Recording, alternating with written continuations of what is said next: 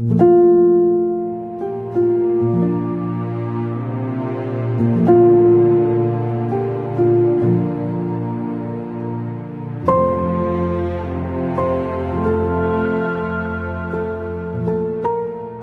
na ang Pasko ay hindi para sa lahat. Meron po akong isang paparinig sa inyong isang kanta na alam kong alam nyo na. At pag narinig nyo, sabayan nyo na kasi kapraso lang yon. Ito po siya. Tingnan natin yung kanta niya kasi ito po ay binubuo ng iba't ibang various artists. Ay, pakinggan po natin.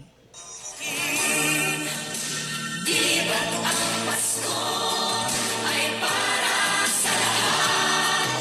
Magmahal at magbigay upang maging ganap.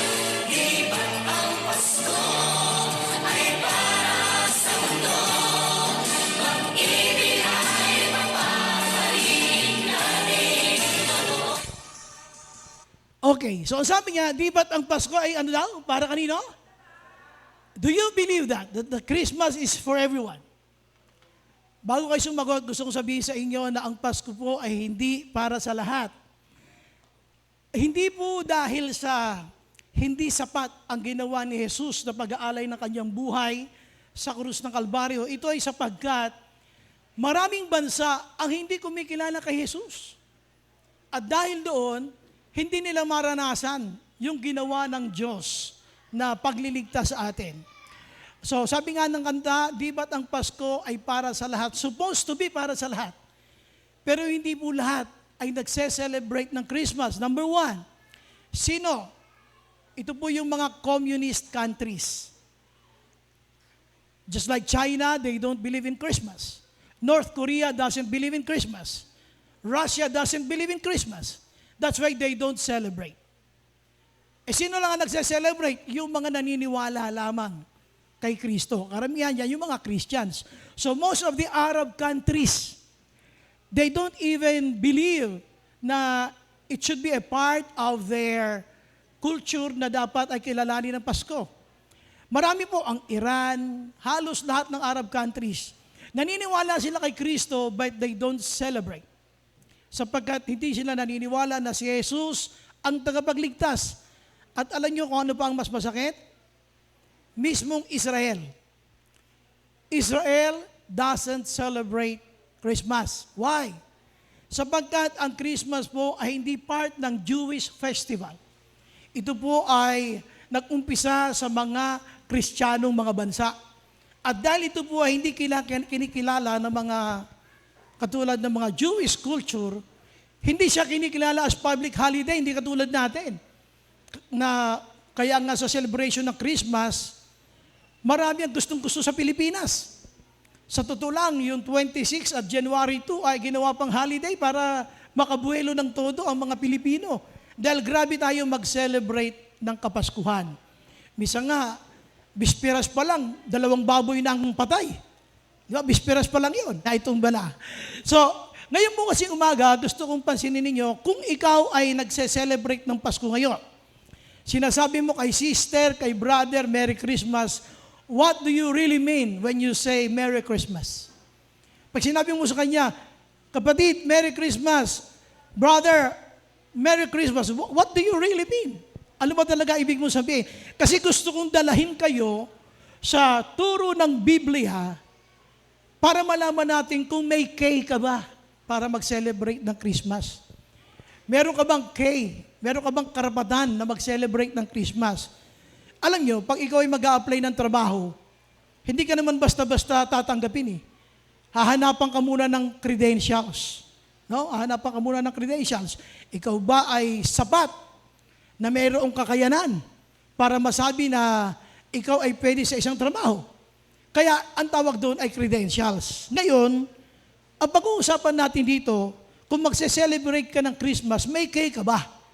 Ito yung tinatawag nating Christmas credentials. So if you have your Bibles with you and you have your some notes, so tingnan natin, naiintindihan mo ba ang Pasko that Jesus is not an infant anymore. He is a king. He was a king. Karamihan kasi pag Pasko, nagkakaroon tayo ng mind shifting. Ano yung mind shifting? Pabago-bago yung ating paniniwala. Pag Pasko, alam mo si Jesus sanggol. Hindi siya sanggol. Minsan lang siyang naging sanggol. Lilipad ka lang ilang buwan, magmamahal na araw. Ang tingin mo naman ngayon kay Jesus ay hindi na isang sanggol. Isa ng adult na namatay sa krus ng Kalbaryo. So pagdating ng panahon na yan, malalaman mo na si Jesus ay nagkaroon ng katubusan sa atin, sa ating mga kasalanan.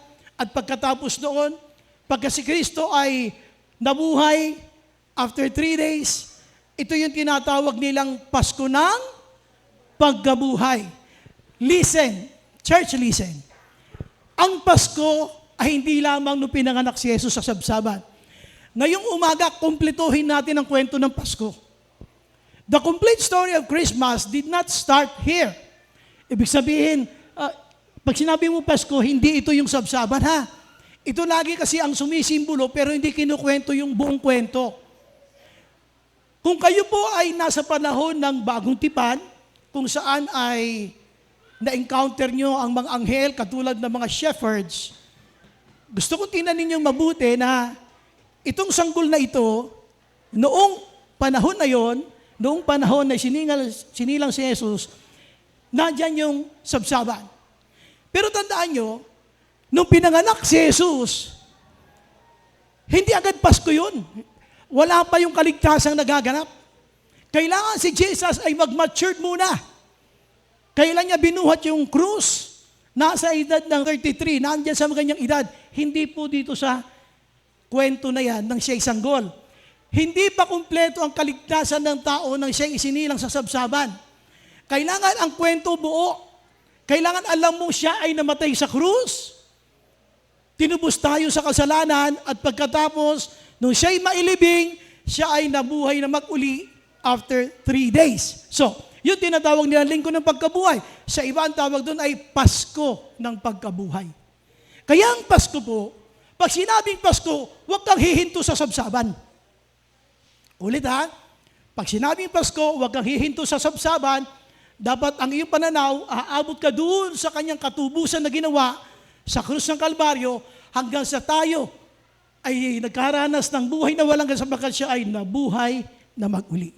So ang kwento mula sa pagkakasilang, mula sa pagkakamatay, hanggang sa pagkabuhay, yun ang totoong kwento ng Pasko. Ang Pasko po na si Jesus ay sinilang ay kulang. Hindi kumpleto ang Pasko kapag pinag-usapan lamang ang kanyang pagkakasilang sa sabsaban. Now, ngayon, gusto mo i-celebrate ang Christmas, kaya ka nga sumasama sa Christmas party, kaya ka nga nagsasabi ng Merry Christmas. But when you say Merry Christmas, what do you really mean? Pag sinabi mong, kapatid, maligayang Pasko, ano ibig mo sabihin? Do you really understand? O sinasabi mo maligayang Pasko kasi umaasa ka ng aginaldo? Sinasabi mo ang Merry Christmas sapagkat natutuwa ka, sapagkat sa panahon ng Kapaskuhan ay bigayan. Kahit nga yung mga taong hindi masyadong close sa iyo ay pwede magbigay sa iyo ng regalo. Ngayon, puntahan natin yung Kapaskuhan sa buhay ng mga shepherds. At ito ay babasahin natin sa aklat ng Lucas, chapter 2, verses 8 hanggang 20. Basahin natin ang Bible. Ang sabi ng Bible, and there were shepherds living out in the fields nearby. Ibig sabihin, may mga pastol. Sabi niya, at ang sabi dito ng Bible, sila ay nasa kaparangan. Keeping watch over their flocks at night, an angel of the Lord appeared to them, and the glory of the Lord shone around them, and they were terrified. So, lumitaw ang laksa-laksa. Ayan, no? An angel of the Lord appeared to them, and the glory of the Lord shone around them, and they were terrified. Pag binasa niyo itong kabuuan na ito, makikita ninyo kung paanong pinaliwanag ng anghel ng Panginoon kung sino yung Jesus na isisilang. But the angel said to them, do not be afraid. I bring you good news. Ito yung gusto ko maintindihan nyo, na when Jesus was born, it was a good news. Bakit siya naging good news? Sabi niya, yung good news na yon ay magbubunga ng that will cause great joy for all the people. Today, in the town of David, a Savior has been born to you. He is the Messiah, the Lord. Anong palatandaan? Sabi niya, this will be a sign to you. Ano yung palatandaan? You will find a baby wrapped in clothes and lying in a manger. Makakakita kayo ng bata na isang sanggol, ang sabi niya, na ito ay nababalot ng lampin sa sabsaban. Suddenly, ito na yung sabi natin yung laksa-laksa. Suddenly, a great company of the heavenly host appeared with the angel, praising God and saying, Glory to God in the highest heaven, and on earth peace to those on whom His favor rests. So, yun ang makikita ninyo na ipinapahayag ng mga anghel. Kaluwalhatian sa langit taas-taasan, sabi niya, at sa lupa, sabi niya, ay kapayapaan to those on whom His favor rests. Tapos umalis na yung angels. Ano nangyari? Sabi ng Bible, when the angels had left them and gone into heaven, the shepherds said to one another, let's go to Bethlehem and see this thing. So gusto niya makita itong lugar na to. Gusto makita nilang lahat itong lugar na sinasabi ng mga anghel. And see this thing that has happened, which the Lord has told us about. So, they hurried off and found Mary and Joseph, and the baby was lying in the manger. So, nagmamadali silang pumunta doon, itong lahat ng mga pastor.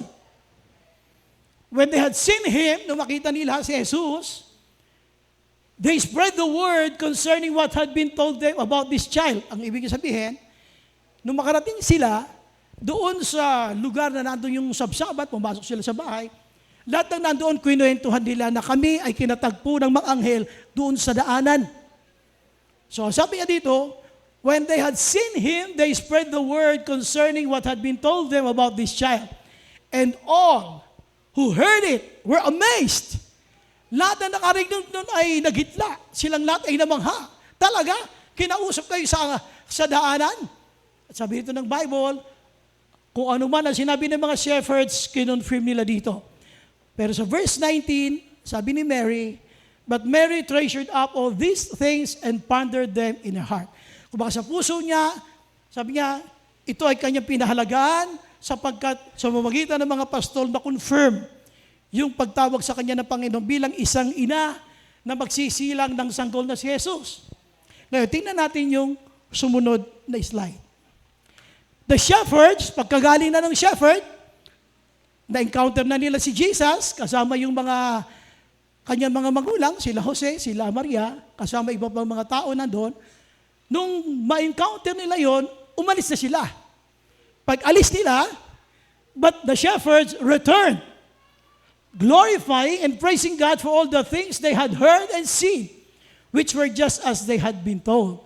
So dito makikita ninyo na umuwi dito shepherds, nung sila'y umuwi, sila'y nagpupuri at niluluwalhati nila ang Diyos sapagkat nasaksihan nila yung nangyari doon sa sabsaban, ang katotohanan na sinabi sa kanila nung mga laksa-laksang anghel nung sila'y nasa daanan. So dito gusto ko sabihin lamang sa inyo na sila ay nagpupuri at nagpapasalamat after nilang ma-encounter si Jesus nung Christmas. Ngayon tayo po kasi ay nagse-celebrate ng Kapaskuhan. Paano ba yun isi-celebrate? So ngayon ang tanong ko, meron ka bang K? Meron ka bang K to celebrate Christmas? Kaya nga po ang ating theme ay Christmas Credentials. May karapatan ka bang mag-celebrate ng Christmas? Puntahan natin yung ating first main point. Nung sila ay kinausap ng laksa-laksang anghel, at sinabi sa kanila na isa sa mga anghel na ang sanggol na si Jesus ay isang palatandaan, siya ay nababalot ng lampin at siya ay nakahiga sa sabsaban. At ito, sabi niya, ay isinilang sa bayan ng Bethlehem ng Judea. At sabi ng Bible, kayo, sabi niya, siya ang inyong magiging tagapagligtas. Ngayon, itong mga shepherds, hindi lang nila dito binaliwala. Ang sabi ng Bible, the shepherds said to one another, let's go to Bethlehem and see this thing. Sige nga, puntahan nga natin sa Bethlehem. Itong sinasabi nila na mayroong isang sanggol na tagapagligtas natin ng bayang Israel, puntahan natin. So how would you celebrate Christmas? To celebrate Christmas, it must be intentional. Meaning, you have to purposely celebrate it. Kailangan ay sadyain mong i-celebrate ang Kapaskuhan. Linawin natin sandali. Pastor, ano ba yung sadyain i-celebrate? Bigyan ko po kayo ng isang pamahiin nating mga Pilipino. Saan kayo mas madalas naghahanda? Pag Pasko o Bagong Taon? Yung may kakayanang maghanda. Madalas, ano yung sineselebrate natin? Bagong Taon o Christmas? Saan kayo naghahanda? Diba Bagong Taon? Kasi para may masaganang Bagong Taon. Actually, yun po ay pamahiin at kasabihan lamang. Pero ang talagang inaasahin mo doon talaga, sa Bagong Taon, masagana, mapayapa, matagumpay na taon, gusto mo ng maayos na buong taon. Kaya nagse-celebrate ka, first day of the year, ay yun ang pinaghahandaan. Pero alam niyo, para gumanda ang iyong taon, sabi ko nga, para gumanda ang taon mo, kung meron ka mapaghahandaan, hindi yung Bagong Taon, dapat yung Kapaskuhan. Anong reason? Anong reason? Para magkaroon ka ng isang masaganang Bagong Taon, kailangan mo yung isinilang nung Kapaskuhan. Siya ang maggagabay sa iyo para magkaroon ka ng Bagong Taon.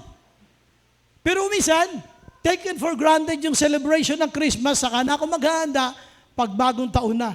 Kung meron ka mang ise-celebrate at may kakayanan ka mag-celebrate, dapat Pasko yun. Sapagkat dito, inaalaala mo si Jesus, siya ang magbibigay sa iyo ng masaganang buhay sa buong taon. Paano ka magkakaroon ng masaganang Bagong Taon? Hindi dahil sa iyo yun. Ito yung dahil doon may pinanganak noong Pasko. Ngayon, ito. Kapag Kapaskuhan, hanggat maaari, ang gusto natin, ang ating celebration, medya-medya lang. Pero pag Bagong Taon, tinutodo natin. Tanong, anong katiyakan mo na makakarating ka pa sa kabilang taon? Wala. Ang bukas ay di natin piho. Walang sure nang may bukas. Paano ka makatitiyak na pinaghahandaan mong Bagong Taon na iaabot ka doon? Hindi ka aabot doon pag hindi ka sinamahan nung pinanganak, nung Kapaskuhan. Ang kailangan mo si Jesus upang magkaroon ka ng masaganang Bagong Taon, kailangan i-celebrate mo yung kapanganakan ng ating Panginoong Hesukristo. Amen? O palakpakan natin si Lord. You have to celebrate Christmas purposely. Why purposely? Tingnan nyo ha. Let's go to Bethlehem and see this thing. Sadyain natin pumunta sa Bethlehem at alamin natin ang katotohanan na to. Kailan mo inalam ang katotohanan tungkol sa Kapaskuhan? Hindi ba pag Pasko ang alam mo lang ay bigayan ng aginaldo? Do you really understand why Jesus was born in a manger? Naiintindihan mo bakit siya pinanganak? Sa Bethlehem ng Judea? Alam mo bakit siya sa Sabsaban ipinanganak? Punta tayo sa kultura. Punta tayo sa kultura ng mga Hudyo. Noong kapanahunan ng mga Hudyo, ang tinatawag nating Bethlehem, Bethlehem means house of bread. Ulitin ko po yan ha. Pag sinabing Bethlehem means house of bread. Pag pinutol mo yan, kasi yung Bethel, B-E-T-H-E-L, Bethel, means house of God. Bethel means house of God. Ngayon yung Bethlehem, kasi ang hem means bread. Kaya yung Bethlehem means house of bread. Ngayon, si Jesus, ipinanganak sa Bethlehem na kung saan nung kapanahunan na siya pinanganak, walang tinapay noon. Taggutom ang lahat ng nearby countries. Lahat ng mga bansa, bayan na katabi nila ay walang tinapay. Mauubusan silang lahat, pero ang Bethlehem hindi. Kaya diyan sila kumukuha.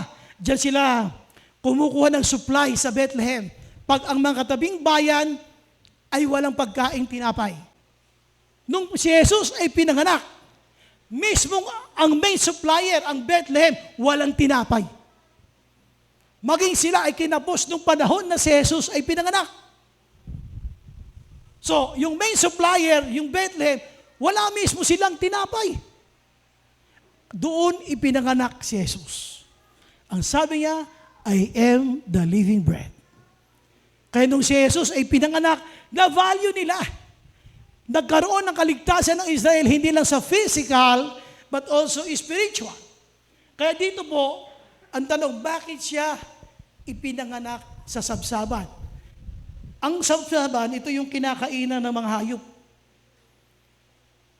Sa iba, pagka ang kumakain ay baboy, ang tawag doon, labangan. Labangan yon. Pero pag hayop, pag nilalagay mga damo, ang tawag doon, sabsaban. Bakit sabsaban? Kasi doon sila sumasabsab. Kaya ang tawag doon, sabsaban. Ngayon, nung panahon na si Jesus ay pinanganak sa Bethlehem ng Judea, walang tinapay, maging sila. Sila na lugar na dapat ay main supplier ng lahat ng katabi nilang mga bansa, wala silang bread.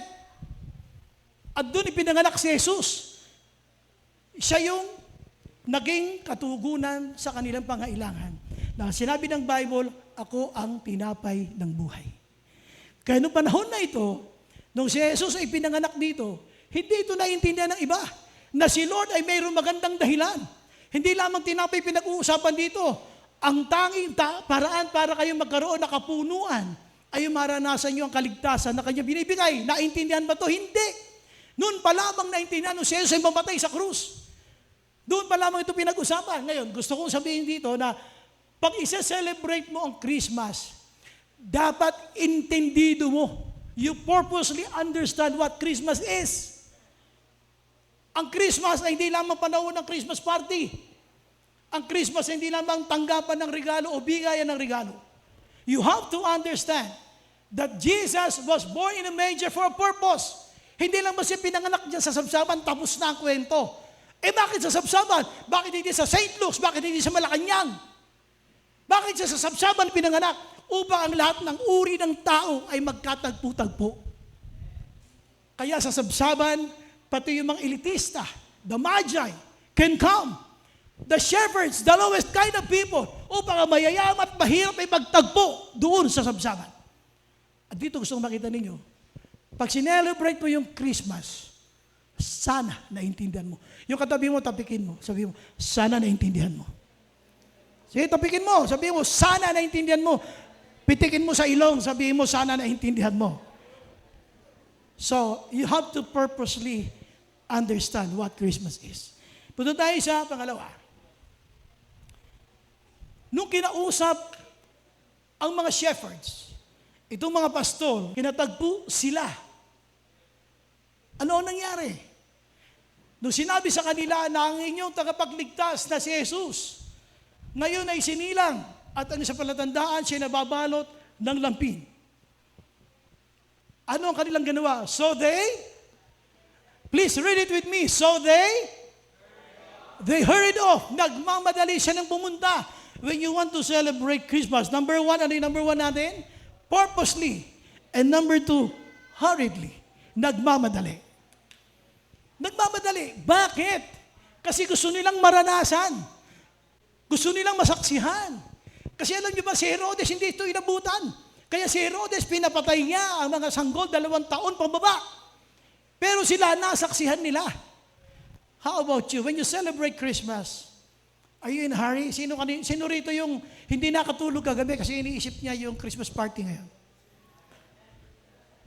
Sino yung hindi nakatulog kasi sabi nung kanya nililigawan, sasagutin kita sa Christmas party natin?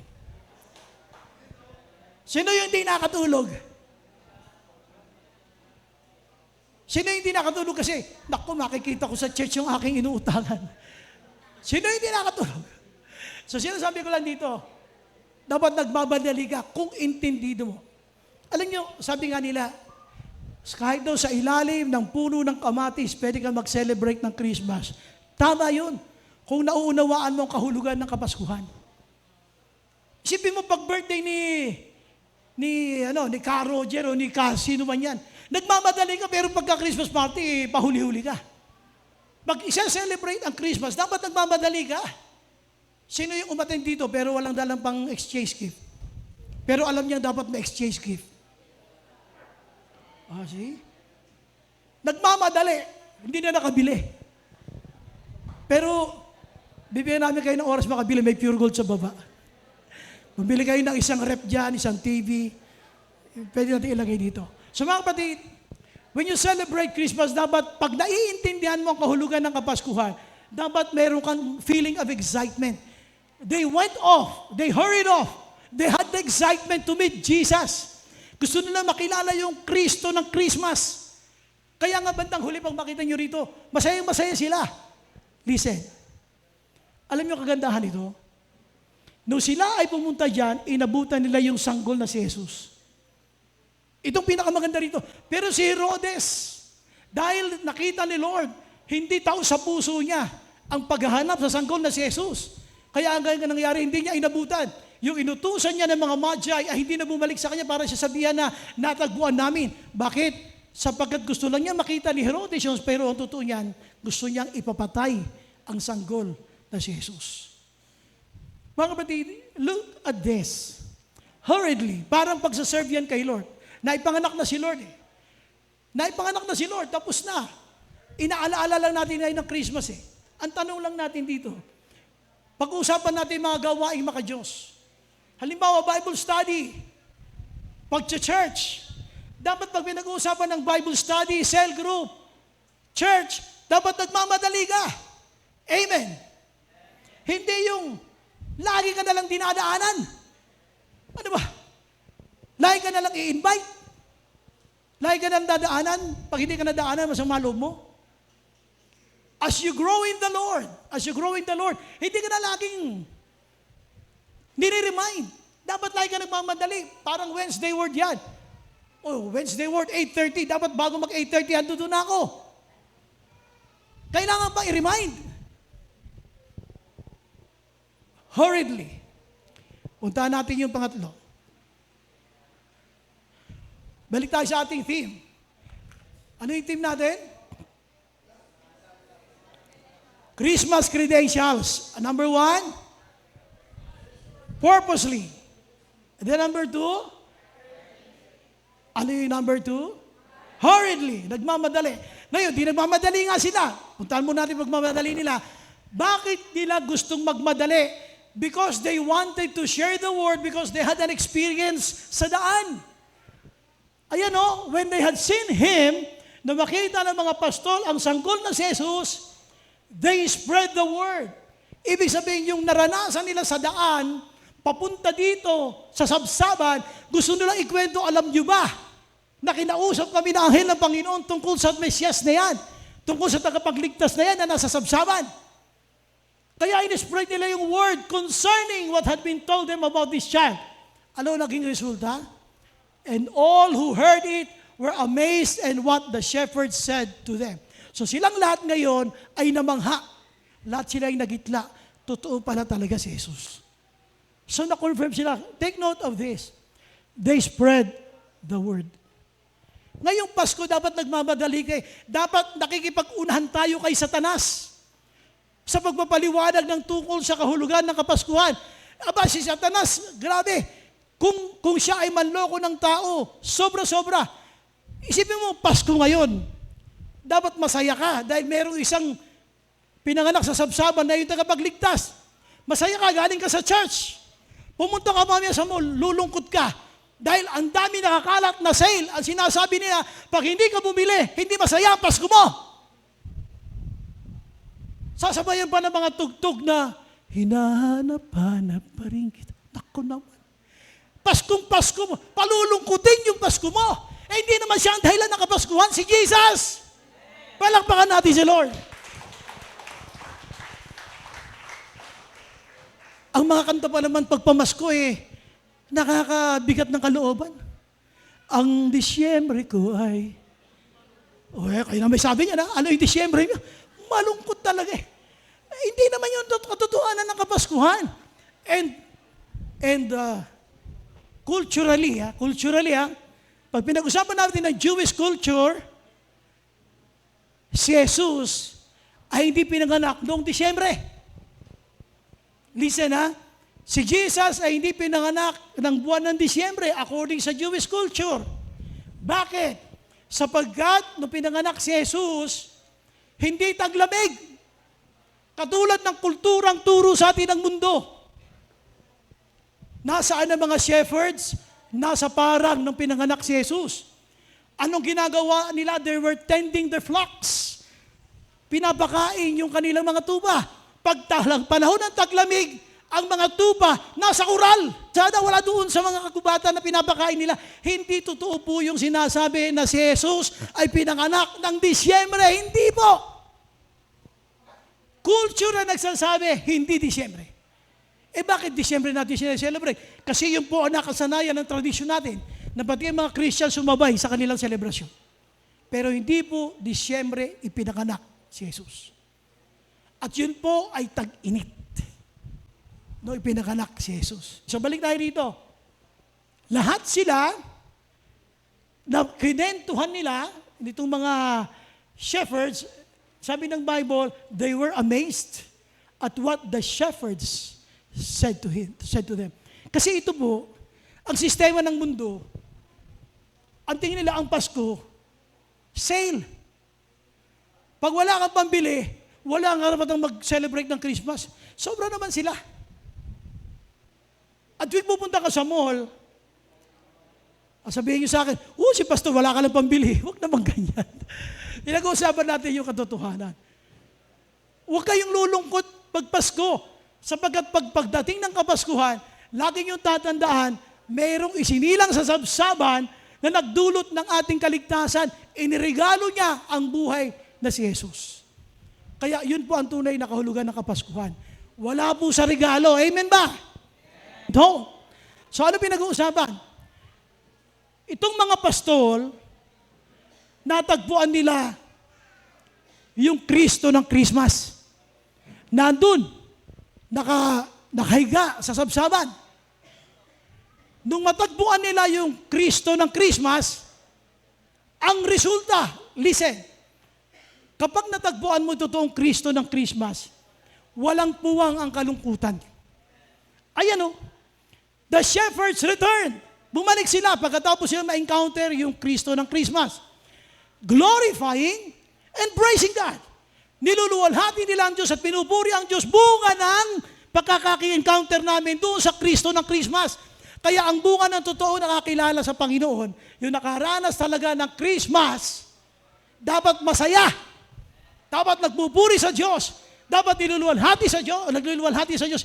Hindi katulad ng turo ng mundo. Palulungkutin ka ng palulungkutin na tila baga ang solusyon ay bumili ng sale. Bumili ka ng buy one, take one na pantalon. Iba bagong sapatos. Iba bagong gupit. Ba't ko ito sinasabi? Yung genuine na yung tunay, yung dalisay na naka-enkwentro ng Kristo ng Christmas. Ito ang bunga. Niluluwalhati ang Diyos, pinupuri ang Diyos, wala sa sale. Wala sa sale. Nandito, pag genuine mo na naranasan ang tunay na kahulugan ng Kapaskuhan, dapat ang puso mo, niluluwalhati ang Diyos at pinupuri ang Diyos, hindi nalulungkot na resulta ng sistema ng mundo. Ganon tayo dinadaya ng mundo.